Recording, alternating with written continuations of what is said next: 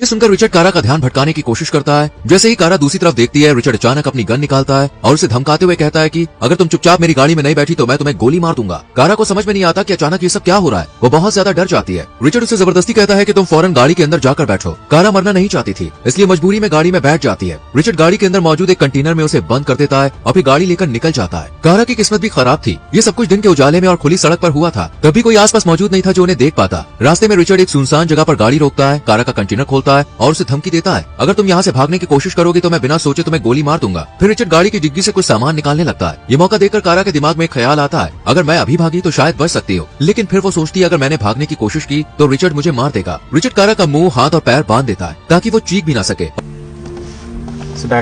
और ना ही यहाँ से भाग सके। इसके बाद रिचर्ड उसे कंटेनर में बंद करके अपने घर ले जाता है। उधर कारा की दोस्त पूरे घर में उसे ढूंढ चुकी थी, लेकिन उसे कारा कहीं भी नहीं मिली। वो समझ नहीं पाती कि उसकी दोस्त अचानक कहाँ चली गई है। थोड़ी देर तक इंतजार करने के बाद वो कारा की माँ को फोन करती है और बताती है कि कारा घर में कहीं मिल नहीं रही है। ये सुनकर कारा की माँ घबरा जाती है। वो झट से कारा के पिता को कॉल करती है क्योंकि उन्हें ही कारा को पिक करने आना था। लेकिन जब उसे पता चलता है कि कारा वहाँ भी नहीं है तो वो और भी ज्यादा डर जाती है। इसके बाद वो तुरंत पुलिस को कॉल करके बुलाती है और खुद भी अपनी बेटी की तलाश में निकल पड़ती है। जब पुलिस कारा की दोस्त के घर पहुँचती है तो कारा की माँ और उसकी दोस्त उन्हें सारी बात बताती है। लेकिन पुलिस अफसर को लगता है कि कारा शायद अपने बॉयफ्रेंड या किसी और दोस्त के साथ कहीं घूमने निकल गई होगी और जल्द ही वापस आ जाएगी। लेकिन जब कारा की माँ उसके बॉयफ्रेंड से पूछताछ करती है तो पता चलता है कि वो उसके साथ भी नहीं है। अब सच्चाई धीरे धीरे साफ होने लगती है। कारा ना तो अपने बॉयफ्रेंड के साथ है और ना ही किसी दोस्त के साथ। कारा की माँ घबराहट और चिंता में डूब जाती है। कारा की माँ तुरंत पुलिस स्टेशन जाती है और अपनी बेटी की गुमशुदगी की रिपोर्ट दर्ज करवाती है। लेकिन पुलिस अफसर अब भी इस मामले को ज्यादा गंभीरता से नहीं लेते। उधर रिचर्ड कारा को अपने कमरे में ले जाकर बंद कर देता है। वो उसे अलग अलग तरीकों से डराने की कोशिश करता है। वो कहता है कि अगर तुमने भागने की कोशिश की तो मैं तुम्हें मार दूंगा। इसके बाद वो कारा के हाथ और पैर रस्सियों से कसकर बांध देता है ताकि वो उसकी पकड़ से बाहर ना भाग सके। रिचर्ड फिर कारा से कहता है कि अब से तुम्हें मुझे डैडी कहना होगा और मैं जो कहूँ तुम्हें वही करना होगा। साथ ही छोटी से छोटी चीज करने से पहले मुझसे इजाजत लेनी होगी। इसके बाद वो कारा से उसके माता पिता, दोस्तों और बॉयफ्रेंड के बारे में पूछता है। वो हर छोटी बड़ी जानकारी ले लेता है। फिर रिचर्ड पूछता है, क्या तुम अपने बॉयफ्रेंड से प्यार करती हो? कारा डरी हुई होती है लेकिन मजबूरी में हाँ कहती है। ये सुनकर रिचर्ड उसे धमकाते हुए कहता है कि अगर तुमने भागने की कोशिश की तो सजा तो तुम्हें मिलेगी ही, साथ ही तुम्हारे परिवार, दोस्तों और बॉयफ्रेंड को भी भुगतना पड़ेगा। इसके बाद रिचर्ड कारा को उसकी बात मानने के लिए मजबूर करता है और उसके साथ गलत काम करता है। वो उसे मानसिक और शारीरिक रूप से प्रताड़ित करता है। रिचर्ड हर समय अपने हाथ में गन लेकर कारा पर नजर रखता है। यहाँ जब कारा को टॉयलेट लगता है तब रिचर्ड उसे बाथरूम लेकर जाता है और उस पर नजर रखते हुए उसे उसके सामने टॉयलेट करने को कहता है। कारा को ना चाहते हुए भी ऐसा करना पड़ता है। यहाँ कारा को रिचर्ड की हर बात माननी पड़ती है, भले ही वो ना चाहती हो। इस दौरान कारा कई बार भागने की सोचती है, लेकिन उसे पता था कि अगर उसने अभी भागने की कोशिश की तो रिचर्ड उसे मार डालेगा, क्योंकि रिचर्ड घर में सभी दरवाजे और खिड़की बंद रखता है और हर समय कारा पर नजर रखता है, जिस वजह से कारा को भागने का कोई भी मौका नहीं मिलता है। शाम में रिचर्ड कारा को जबरन गंदी फिल्में देखने के लिए मजबूर करता है और जब वो मना करती है तो उस पर हाथ उठा देता है। Stand over there.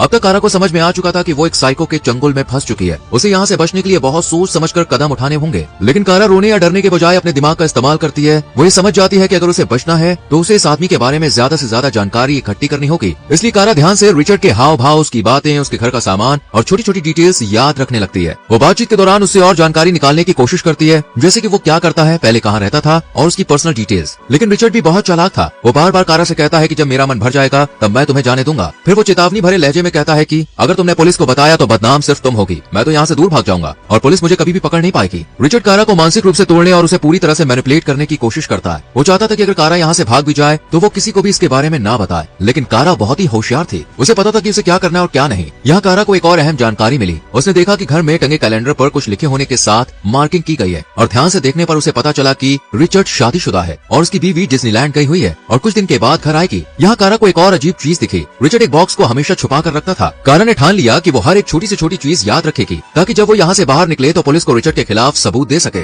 शाम को रिचर्ड कारा को टीवी के सामने बैठने को कहता है। रिचर्ड न्यूज चैनल चेक करता है, लेकिन वहाँ कारा के लापता होने की कोई खबर नहीं थी। ये देखकर वो मुस्कुराया और कारा से कहा, देखो तुम्हारी परवाह किसी को नहीं है। तुम सबके बारे में सोचती हो लेकिन तुम्हारी फिक्र करने वाला कोई नहीं है, यहाँ तक कि तुम्हारे माता पिता भी नहीं है। ये सुनकर कारा के मन में हलचल मच गई। उसे यहाँ गायब हुए 7-8 घंटे बीत चुके थे, लेकिन अब तक उसकी कोई भी जानकारी नहीं मिली थी। दूसरी तरफ उसकी माँ अपनी बेटी को ढूंढने के लिए हर संभव कोशिश कर रही थी। वो अपने जानने वालों को फोन कर करके कारा के बारे में पूछ रही थी, लेकिन उन्हें कोई खबर नहीं मिल रही थी। फिलहाल सिर्फ एक पड़ोसी ने कारा के दोस्त के घर के बाहर एक काली कार देखने की बात कही थी, लेकिन पुलिस अभी भी इस केस को गंभीरता से नहीं ले रही थी। जब कारा की माँ ने उन पर दबाव डाला तब जाकर वो जांच में लग गए। इधर रिचर्ड कारा को बुरी तरह से टॉर्चर करता है और उसका मुंह और हाथ बांध करके कंटेनर में बंद कर देता है, जिससे उसे सांस लेने में तकलीफ होती है। इतना कुछ सहने के बाद भी कारा हार मानने को तैयार नहीं थी। वो जानती थी कि उसे भागने के लिए सही समय का इंतजार करना होगा। रात में रिचर्ड उसे बिस्तर पर ले जाकर उसके हाथ पैर कसकर बांध देता है ताकि वो भाग ना सके और फिर वो कारा के साथ घिनौना काम करता है। इसके बाद बाद उसके बगल में सो जाता है। कारा भी बहुत थकी हुई थी और वो सो गई। अगली सुबह जब कारा की आंख खुली तो उसने देखा कि रिचर्ड अभी भी गहरी नींद में था। यही मौका था। वो धीरे धीरे अपने हाथों और पैरों की रस्सियां खोलने लगी। उसने बेहद धैर्य और सावधानी से ये किया ताकि कोई भी आवाज ना हो। खुद को आजाद करने के बाद वो कमरे से बाहर निकली और देखा कि दरवाजा भारी लकड़ी से अटका हुआ था। पूरी ताकत लगाकर उसने लकड़ी हटाई और दरवाजा खोलकर तेजी से सड़क की ओर भागी। उसका दिल तेजी से धड़क रहा था कि कहीं रिचर्ड उसे पीछे से ना पकड़ ले। किसी तरह वो मुख्य सड़क तक पहुंची और एक कार देखकर उसने रोका। अंदर बैठे दो आदमियों से वो मदद मांगते हुए बोली, प्लीज मेरी मदद करें, मुझे किडनैप किया गया था, मैं किसी तरह बचकर भागी हूँ, कृपया मुझे पुलिस स्टेशन ले चलिए। कारा बहुत ज्यादा डरी और सहमी हुई होती है। वो पीछे मुड़कर उस अपार्टमेंट को नहीं देखना चाहती थी जहाँ से वो निकली थी, इसलिए वो ने अपार्टमेंट का नंबर याद रखने के लिए कहती है जहाँ से वो भागी थी। दोनों आदमी उसकी हालत देखकर घबरा गए और तुरंत उसे कार में बैठाकर पुलिस स्टेशन ले गए। वहाँ पहुंचकर कारा ने पुलिस को पूरी कहानी बताई कि कैसे उसे किडनैप किया गया और वो कैसे बचकर आई। पुलिस ने उन दोनों आदमियों से भी पूछताछ की, लेकिन वो अपार्टमेंट का नंबर भूल चुके थे क्योंकि वो कारा को देखकर बहुत हैरान हो गए थे और इस वजह से अपार्टमेंट नंबर भूल गए। इसलिए कारा को खुद पुलिस के साथ वहां जाना पड़ा ताकि वो रिचर्ड को पकड़ सके। पुलिस अफसर एक आदमी के पास जाकर रिचर्ड के बारे में पूछते हैं, लेकिन वो ज्यादा जानकारी नहीं दे पाते। वो कहता है कि इस सोसाइटी में कई लोग रहते हैं, लेकिन जब कारा उस आदमी को बताती है कि वो उस व्यक्ति को खोज रहे हैं जिसके घर में बहुत सारे पक्षी हैं और जिसकी खिड़कियां हमेशा बंद रहती है, तब वो रिचर्ड के अपार्टमेंट का पता दे देता है। इसके बाद पुलिस उसके घर जाती है, लेकिन रिचर्ड वहाँ से भाग चुका होता है। यह कारा पुलिस स्टेशन में आ जाती है और उसकी माँ उससे मिलने आती है। दोनों एक दूसरे को देखकर भावुक हो जाते हैं। तभी डॉक्टर कारा का मेडिकल टेस्ट करने के लिए आते हैं और कुछ देर बाद पुलिस ऑफिसर उसके पास आते हैं। वो कुछ लोग की तस्वीरें देखते हैं जो उसी सोसाइटी में रहते थे। कारा तुरंत रिचर्ड की फोटो देखकर उसे पहचान लेती है और पुलिस को उसके बारे में अहम जानकारियां देती है, जैसे कि उसके घर के अंदर कैसी चीजें थी, उसके पास कौन कौन से हथियार थे। कारा की दी गई जानकारी इतनी सटीक होती है कि जब पुलिस रिचर्ड के घर की तलाशी लेती है तो उन्हें सब कुछ वैसा ही मिलता है। वहाँ से उन्हें वो बंद बॉक्स भी मिलता है जिसे रिचर्ड कारा से छुपा कर रखता था। बॉक्स में कुछ आर्टिकल्स और कई लड़कियों के सामान मिलते हैं।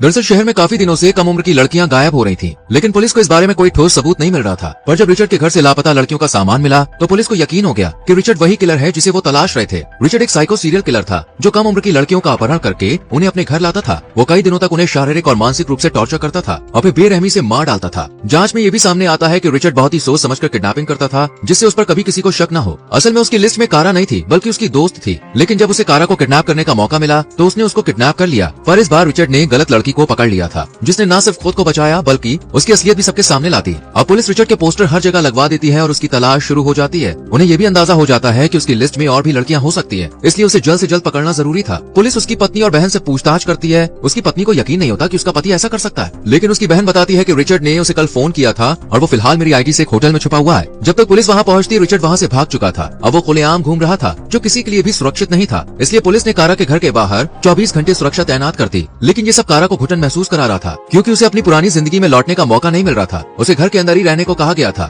लेकिन ये बात उसे पसंद नहीं आ रही थी। लोग उससे मिलने आ रहे थे, लेकिन वो नहीं चाहती थी कि लोग उसे सिर्फ एक विक्टिम की तरह देखें। कारा इस हादसे को पीछे छोड़कर अपनी जिंदगी को फिर से नॉर्मल करना चाहती थी। उसकी माँ उसे घर में ही रहने की सलाह देती है जब तक कि रिचर्ड पकड़ा ना जाए, लेकिन कारा डर के साए में नहीं जीना चाहती थी, इसलिए वो अपने दोस्तों के साथ बाहर जाती है और अपने बॉयफ्रेंड का बेसबॉल मैच देखने पहुंचती है। उधर पुलिस लगातार रिचर्ड की तलाश कर रही थी। एक दिन उन्हें खबर मिलती है कि रिचर्ड शहर में लौटने वाला है और पुलिस तुरंत अलर्ट हो जाती है। जैसे ही रिचर्ड शहर में दिखता है पुलिस उसे पकड़ने के लिए तैयार रहती है, लेकिन रिचर्ड पुलिस को देखकर भागने की कोशिश करता है। पुलिस उसका पीछा करती है और उसे चारों तरफ से घेर लेती है। खुद को पुलिस से घिरा देख रिचर्ड बचने का कोई रास्ता न पाकर खुद को गोली मार लेता है और वहीं उसकी मौत हो जाती है। हालांकि इस पर कारा पूरी तरह से खुश नहीं थी क्योंकि वो चाहती थी कि रिचर्ड को कानून के तहत सजा मिले और वो जेल में सड़े, लेकिन उसे इस बात की राहत भी थी कि अब वो इस दुनिया में नहीं रहा और कोई और लड़की उसका शिकार नहीं बनेगी। ये कहानी सिर्फ एक लड़की के सर्वाइवल की नहीं थी बल्कि उसकी बहादुरी और सूझबूझ की भी थी। अगर कारा डरकर हार मान लेती तो शायद वो भी रिचर्ड की शिकार बन जाती, लेकिन उसने हिम्मत नहीं हारी और अपनी समझदारी से न सिर्फ खुद को बचाया बल्कि एक खतरनाक अपराधी को भी खत्म करवाया और इसी के साथ मूवी खत्म हो जाती है। दोस्तों आपको क्या लगता है, पुलिस को रिचर्ड को पकड़ने के लिए और पहले से सतर्क रहना चाहिए था? इस पर आप अपनी राय कमेंट सेक्शन में जरूर दीजिए। वीडियो को लाइक और शेयर कीजिए और चैनल को सब्सक्राइब करके बेल आइकॉन प्रेस करें जिससे आने वाली वीडियोस मिस ना हो। मिलते हैं अगली वीडियो में, till then bye bye, take care.